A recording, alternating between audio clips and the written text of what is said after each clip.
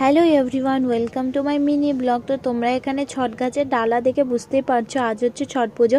আর ছট পুজোর যে সমস্ত রিচুয়ালসগুলো হয় সেগুলো ফলো করার পর এখন সূর্য প্রায় ডোবা ডোবা ভাব, তো যার জন্য সবাই পুকুরে বা জলে যে যেখানে করে সেখানে নেমে পড়ে এবং সূর্য ডোবার অপেক্ষা করে।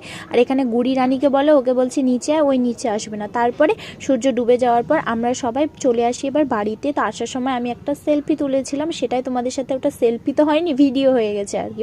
তারপরে যে ঘরটা বসানো হয় সেই ঘটের কলাটা দিদি এখানে ধুয়ে আমাকে দিল, আর সেটা আমি ডালাতে রেখে দিলাম। আর এটা এইভাবে যে ঘরটা হয় হয়তো এরকম করতে হয়, সত্যি কথা বলতে আমি জানি না।